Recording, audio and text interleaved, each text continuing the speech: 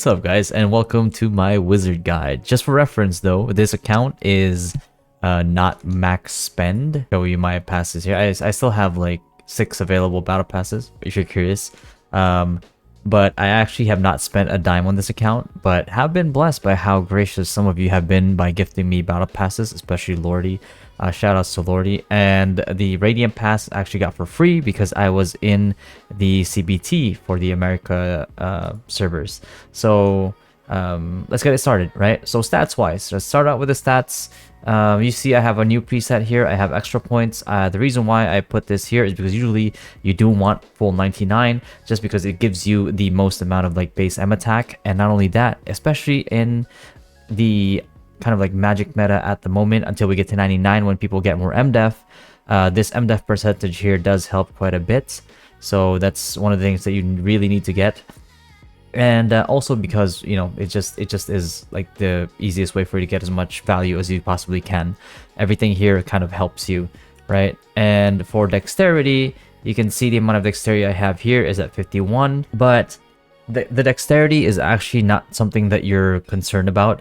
The thing that you're more concerned about when you're getting your dex is gonna be the fact that you're looking for in a fixed cast time to get to 0.5. So I've already tested this one. I put like 1 point of dex at a time all the way until I got to the lowest like possible cast time that you can get for your main AoEs.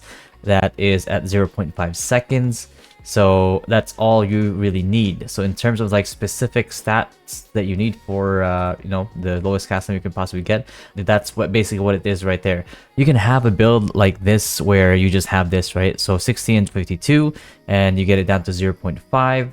But if you really want to min-max, then you're gonna have a separate build for GVGs or like DD where you're accounting for buffs as well, like blessing for example, right? So that way you can put that into something else like vitality, maybe for a little bit more pdef and HP, or even towards luck, so you can get a little bit more base M attack there along with some crit res, but mostly the base M attack. So that's the reason why we kind of have that there. So quick explanation of your stats. You need to have a general understanding of stats. So these general stats here, we call this the layer 1 stats. So what that means is that most of these are your initial priorities when you're trying to do something. What do I mean by that? I mean, when you're trying to do damage, you want your P attack or M attack to be high. In the wizard's case, obviously it's going to be M attack. For mitigation, you want your PDef and your MDef to be high as well, because that's when they start applying towards the quasi stats. These are called your layer 2 stats. So the main concern that you have here with layer 2 stats is, of course, you have your P damage and your M damage. Consider these as kind of like your driver stats, right? So your P damage and your M damage, it's the same thing as well. P def and your M def, and your P attack and your M attack kind of have a bearing towards this one, but how you should see these two is that they're kind of like push and pull. So P damage, if your P damage is high versus somebody's P damage reduction, you're gonna do more damage to them essentially, and the same thing goes with like M damage and M damage reduction. But obviously the total amount of damage you can possibly just do is also going to be, the upper limit of that is dictated by the amount of layer 1 stats you have, right? So besides these two, the one thing that counteracts your defenses is going to be the ignore MDef stats, or ignore stats, your penetration stats essentially. So these are the things that you're going to be trying to max out as much as you can, but these are the things that you want to have as well, because if you are too low on your ignore MDef stats, that means that you are going to get your damage reduced by a certain percentage, and the higher that percentage becomes, obviously you're just going to get ignored by people. You're not going to be able to do damage. You might as well be a utility wizard at that point, right? So your PvP damage and your PvP damage reduction stats, these are nice to have, but they're not your main priority. Again, they shouldn't be ignored for this just because they're not as good as they used to be, but at the same time they are not your top priority. So, you know, when you get some of these stats in your divine armament, for example, sure, it's nice, right, it's practically free, just toss it in there and you'll be good. Because at the same time, even though it's a bit, it's way more nerfed than what they used to be in like global, for example. 4% is 4%, right? It's just that that 4% is still going to be dictated by your ignore MDef, your M damage versus their M damage reduction, and obviously your M attack as well. And that's why it's not really your highest priority. It's not like global anymore where you just full send your PvP stats and then you're good. It doesn't really quite work like that anymore. So, you know, equipment M attack, these are just like your special stats, right? Your demi-human, all these, don't worry about these. These will just come with your upgrades and your cards as well. So the next thing is our divine armament. So there's two choices that you have for high wizard, right? For your staff. So you can either go your cursed dawn staff, your cursed staff, for not dawn because like you'll have maelstrom for season 2. So cursed staff is your general staff go-to, especially for PvP, or you're going for like one-handed plus shield. And you also have your mighty staff. Usually you can't really use this too much in PvP like DD or Guild League, because if you're going too close to a certain stack, or you're going too close to the enemy stack, then you're probably gonna end up dying before you can even get all Spirit Witch stacks. That's their choices for the one-handed builds, right? So for the other choices that you also have the choice of going for the two-handed staff, right? In season 3, there's going to be more options, but it's, you know, America's a ways away from that one. For Southeast Asia, we have a lot of testing to do on our end there as well. So, you know, we kind of just have to wait for that because there's not enough info. There's not enough testing done yet. Not enough practical testing especially done yet. So we're just going to have to wait for that, right? So for this one though, for the two-handed staff, your build options are usually you could go for mighty staff, especially if you are doing PvE, just because, you know, why not just get more M attack in general there.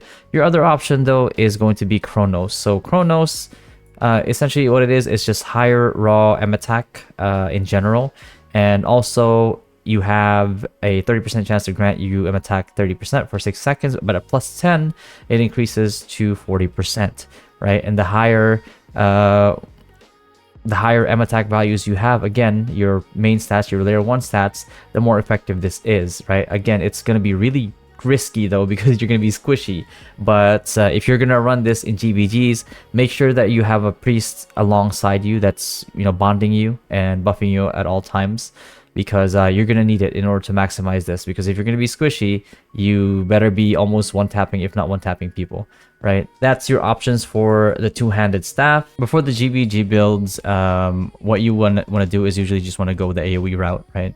Because you have 10 meters on your AoE, right? Like your casting is like really far. What you want to do is you want to have different ones, different presets. So right now, this is what I have for my lightning build.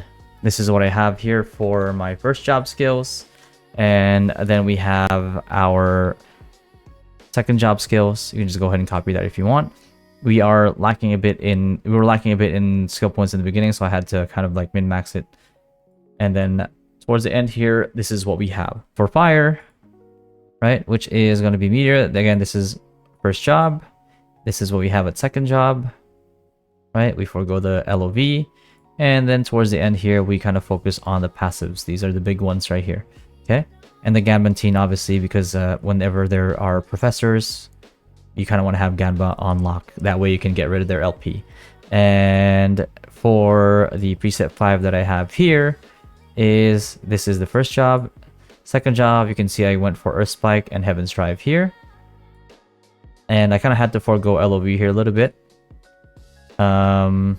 Because I have limited skill points right now, but you can see I have Mystical, Elemental Awareness, Elemental Resistance, and Stonehenge as well. Later down the line, when I get more skill points, I'll get the Ganbantine, and I'll get the LOV as well, right? So that's going to be pretty huge. But for the most part, that is the skill build that I'm using currently, and you'll see later down the line, I'll have a demonstration of how that works in a Guild League setting.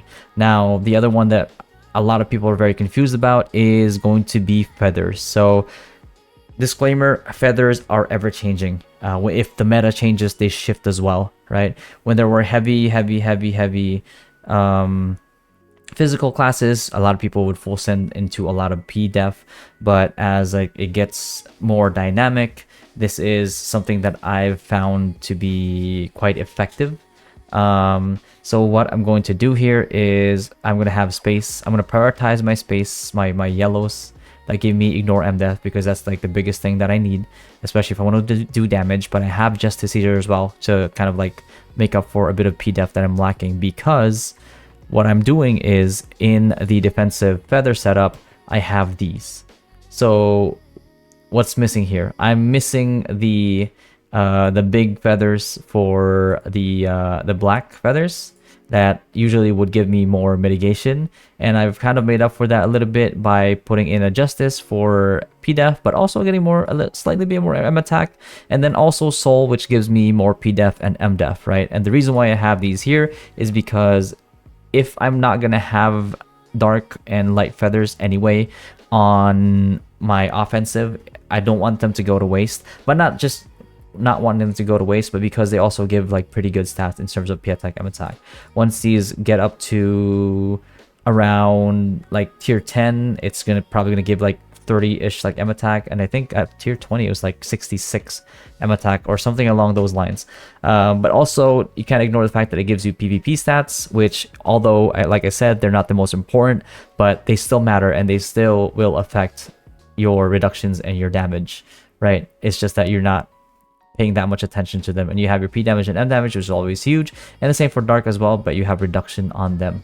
So these two give you the M attack that you need, and they act as sort of a driver down the line, because they're still kind of like limited purples. But if you are the type of person who max spends and you actually buy the purples every week, what you can actually do in this one is you can open up a purple box and opt for a mercy feather here. So you have your pdef and you have your HP as well. But unfortunately for me right now, I'm like you said, you saw earlier, don't really have the battle passes maxed out. So you know, I'm struggle busting right now. I have this knight, although personally I would have just like preferred to have this night feather be, you know, transferred over to the day feather so that I can get more prog on that instead. But you know, it is what it is. You kind of work with what you have. But this is generally the feather setup that I have at the moment.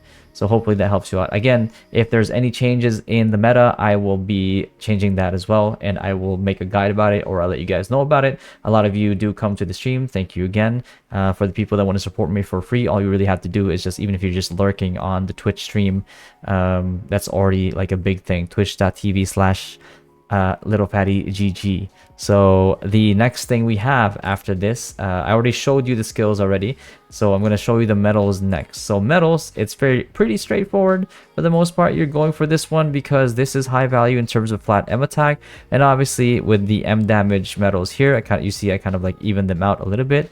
Trying to hard focus on one gets really expensive, so that's why I kind of prefer just like evening these two out. And then, you know, far in the back, I try to get Charm and Tempest here as well. And then the new medals that only is right now are the new medals that give you PDEF, MDEF, and then the PvP stats as well. So for these, you kind of want to treat them the same as these defensive medals. What you can do, however, is if you have the extra medals, let's say that you didn't go full degenerate mode on refines, and you have a lot of gold, and you have a lot of gold to spend to buy more medals, you can actually put it on here. And what that can do for you is either get you more tanky, or another option you have is to not get these too high, and have most of your resources be pumped towards these right here, right?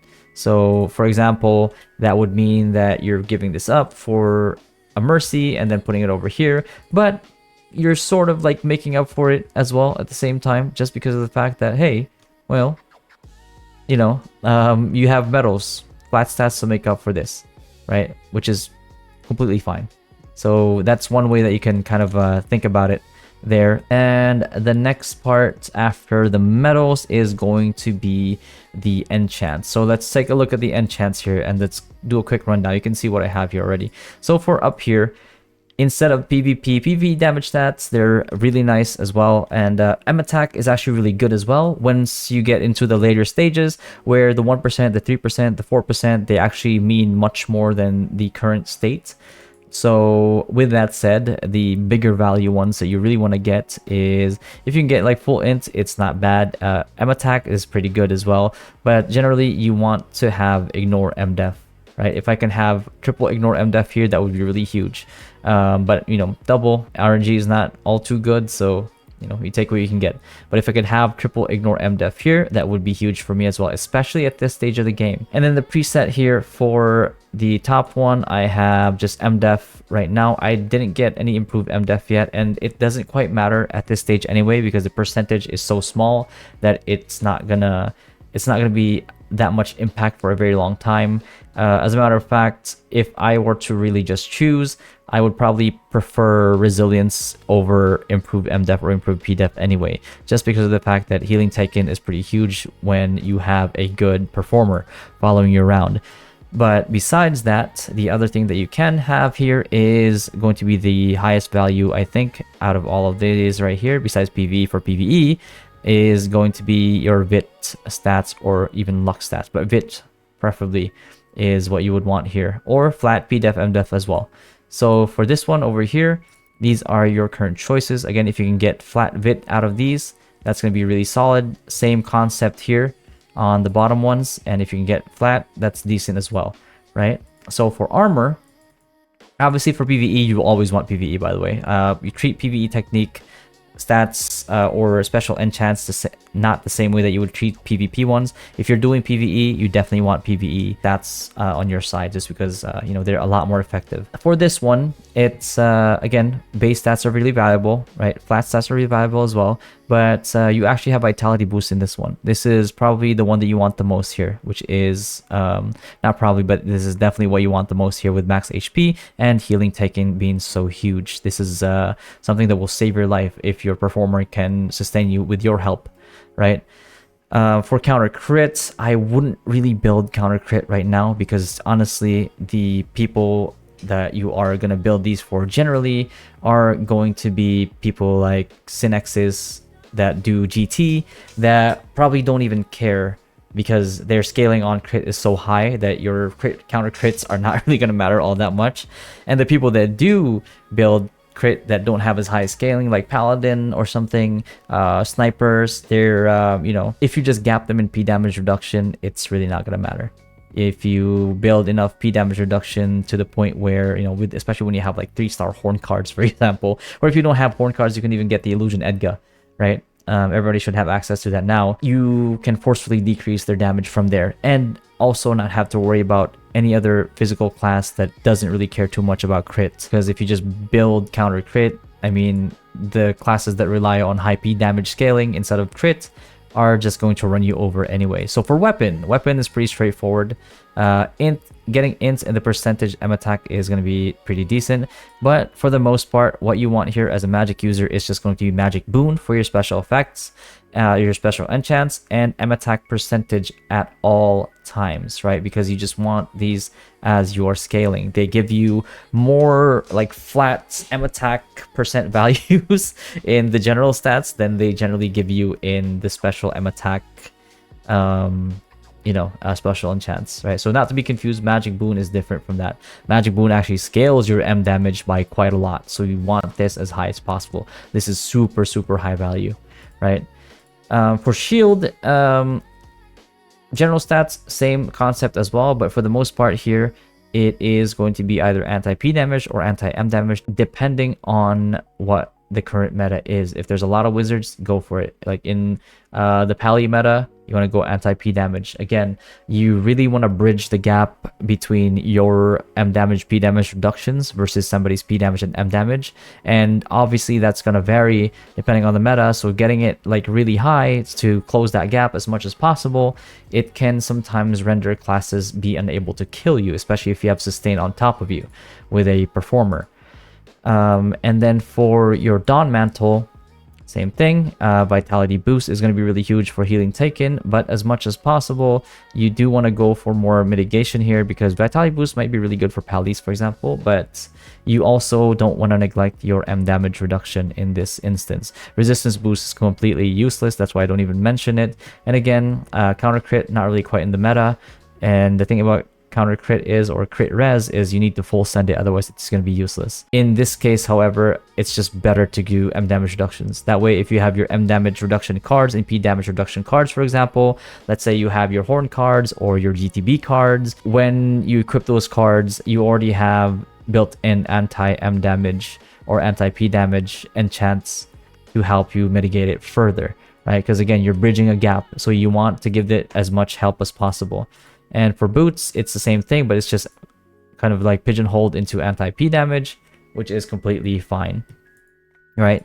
So that's the one thing that you want to go for here. Flat stats are also going to be pretty good, right? If you can get Vit in there, good.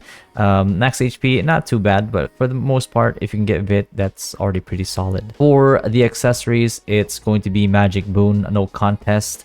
And then you also want M attack percentage on these ones. Same thing for this one. Magic Boon, M attack percentage, gonna be the biggest thing.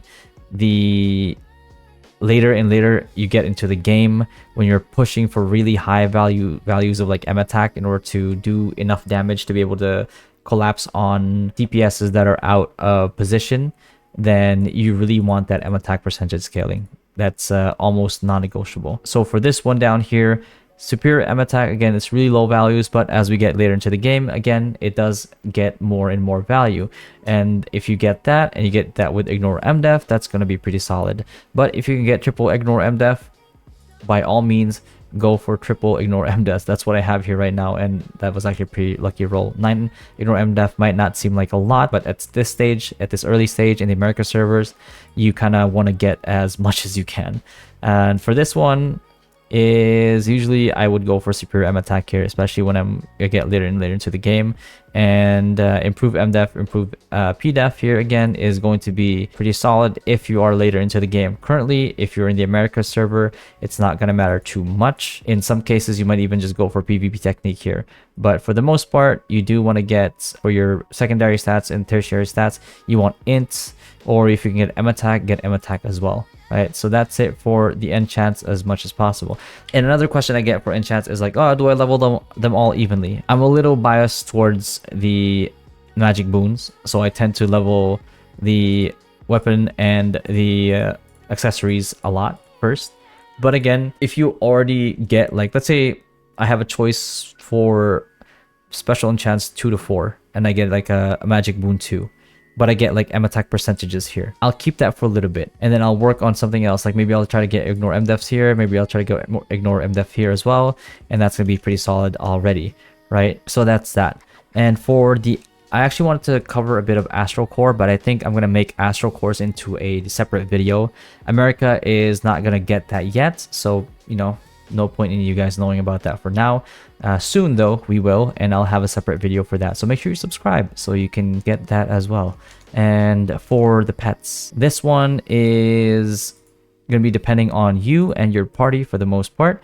So generally I get this one right here for the buff, right? But the most crucial ones are actually this one right here. You need to be able to survive. If you are doing DD, like Dimension Drill, the 5v5, and there is champions on the enemy team, you want to have Child of Earth, and you want to have King Piggy as well, so you can negate the Rasura with the devotion type skills that these classes have.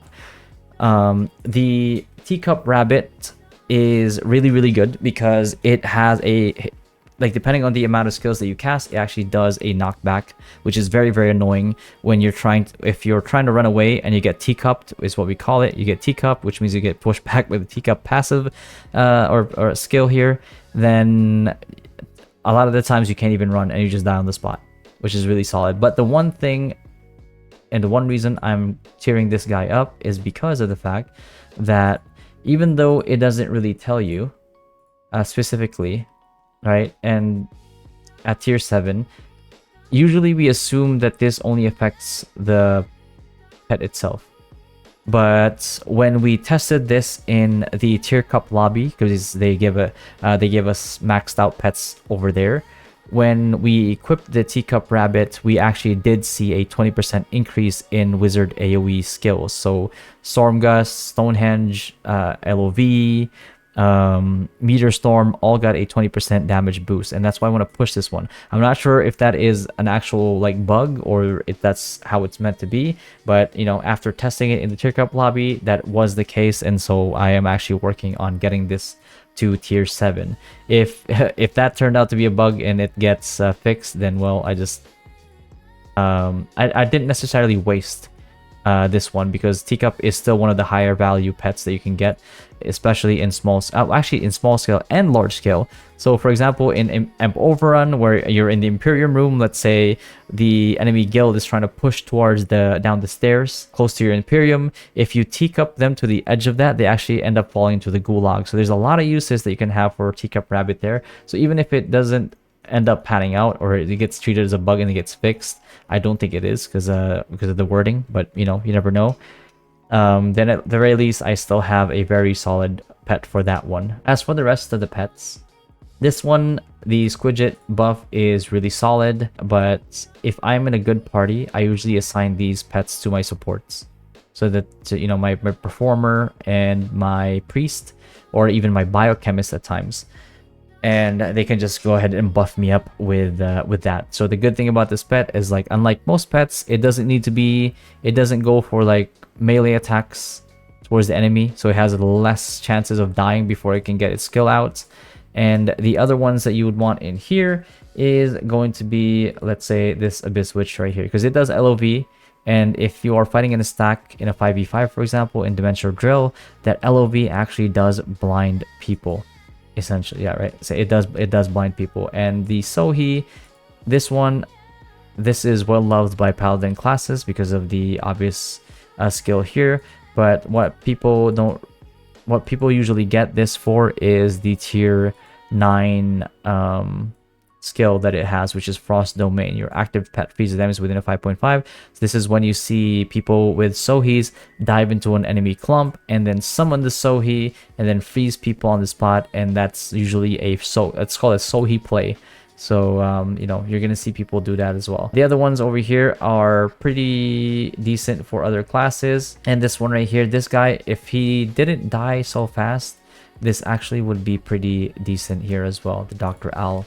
But from my experience, this guy ends up dying too fast, and you don't get as much value out of this one, right? And the Squidget actually becomes higher value in this case, because it has almost the same amount of like M damage buff at tier 1, and it doesn't go suicide mode into the enemy clump, right? So that's what I get usually for pets. That's about it for the most part for the wizard guide. If you have any questions, just feel free to leave it in the comments, but we do have another portion of this as well, where we are going to showcase a bit of the GVG. I'm about to show you footage of the build in action during a guild league. But one thing that I want a lot of people to understand before going into these GVGs, especially people who love, like myself, who love to capitalize on like huge clumps of people. Unfortunately, if you read the AoEs, you can hit up to 10 targets in PvE, but in PvP, it's actually only 5 targets. Now, you need to understand that that includes pets. So if you see a big clump of people and you throw an AoE in the middle there, right, chances are it ends up missing. So then what you're going to do is, usually when I throw an AoE into a large clump of people, is if I know that the rest of the guild is throwing AoEs on there as well, or if I'm throwing down an SG9, for example, so I can get people frozen, I get multiple people frozen than the intended targets, right? But for the most part, what you want to do is, let's say there's a clump of people here in the middle, right? There's a clump of people here in the middle, and there's a sniper here on the side trying to hit from the side because he's afraid of getting hit by AoEs in their clump, right? So you have two choices: hit the clump or hit the sniper. The choice is always going to be hit the sniper, Tetra Vortex, and kill the guy, right? Because the only reason that snipers and even Master Smiths really get to frag out is if people ignore them, because people are paying attention to the clump, like even wizards especially. So you have to realize that with the most recent patch, the patch that we're on right now, is that the less targets you hit, the more damage you do overall, right? So you actually have a way higher chance of killing a squishy target that's alone on the side, especially, or maybe he has a support with him, so it's two people and you still do more damage. And in that case, it's way better to just hit the person that's on the side, especially a squishy DPS, whether this be a gunslinger or a sniper or a mastersmith or a Synex. It's way better to hit them on the side there rather than, let's say, like there's 15 people here and it looks really juicy and really want to hit it with your big AoE, but unfortunately your big AoE is capped with the amount of people they can hit. So that's the reason why, right? And I'm going to show you a clip of essentially the build in action in the most recent guild league. In this one right here, I kind of got assigned to be a flex team, so we went over to Sun to take it. We didn't really get any action at the beginning here, and you're gonna see people are already gonna get kills here, so we're a little bit behind in terms of kills, but that's fine because we're objective gamers, right? We're trying to get the objective, and we did get value for a team here by getting Sun, and we get in on the action, and you can see I'm maintaining my distance by quite a bit here, and I'm just like targeting people that are almost like alone, like single targets right there. See that? Instead of going for like big clumps, you can see me targeting the singular people, and that's gonna be a reoccurring theme towards towards the end of this of the GVG. So you can see, right, instead of like going deep to try to get more people into my AoE, I kind of just like hit the people in front of me. Especially if I know they're squishy, right? The snipers, the wizards, right? And here I get boots on point because I'm an objective gamer, and you can see that the LP is kind of getting value there. It's still hitting on some points, but like, you know, if you can't cast on a stack, that means that there is LP there. So when you see that, you kind of just throw a Ganba there, but I noticed that my AoE was still going through, which means that somebody already Ganba'd it, right?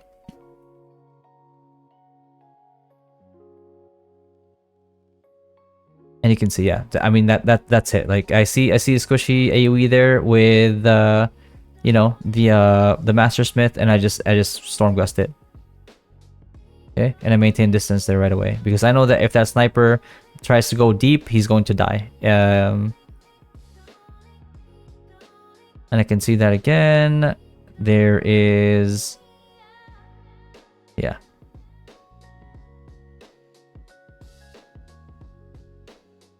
Yeah. And so you can see in this one as well now. See? There's like stacks there, but there's one person here. Right? There's a group of people there. Right? But I target the ones on the side because, again, I do more damage to them. And they're just easier to kill, especially if they're squishies like that, like a sniper and a smith. Right, so if they stay here, they just die. Right? These guys are fighting here for the point for the most part, while the rest of the guild has Moonlocked and is going for Sun, and that stack just gets wiped. So they're extra points for us, right? But yeah, this is the area that we were assigned because we were a flex team, so we had to go over here. As much as I would want to get into the action, all right, you have to be objective gamers because at the end of the day, we want to win. You don't want to be a KDA gamer as well, if you're assigned to a side point. But you know, as long as you know that your build can kill, and it can kill fast, then that's good enough already. Also, you might notice I'm using LOV here as well. It's because LOV is in a big fight is a lot harder to see than Stonehenge. Stonehenge, you just see it popping up. Like, you don't even know if that's your enemies or your allies, to be honest with you. The reason why I use LOV is because it's harder to see, right? Than, let's say, like Stonehenge or Meteor Storm. Okay, here I see less people there, so I'm just killing these guys on the way. I can see that's a sniper, so I aim for him as well. But that's essentially what you want to do. Even though you have a lot of AoEs, that doesn't mean that you're only going for clumps all the time, right? You also need to have proper target selection as a wizard. You also need to hit the squishies that are on the side and the DPS that are on the side, because if you don't, then they're going to have free access to your clump and they're probably going to end up killing you as well, right? So you're not only doing it for your own kills, but you're also doing it to save your own hide and save and protect your team. Okay, so that's generally the approach that you're trying to get here as a wizard, and that's going to be a recurring theme that you're going to see throughout this video. And I think towards the end here, let's look at the scoreboard again. Despite being off to the side points and a flex team from the beginning, you can see that we actually did frag out here, and with proper positioning we came out pretty unscathed here with 0 deaths and a decent amount of supports, while we were also, you know, busy getting points, essentially with a solo or duo party of flex parties. So that's essentially the build at work. If you want to see more of that, then feel free to stop by my stream, twitch.tv/littlefattygg. And again, love y'all. Thank you for the support. Like, comment, and subscribe if you haven't already, and I'll see you guys in the next video. Peace.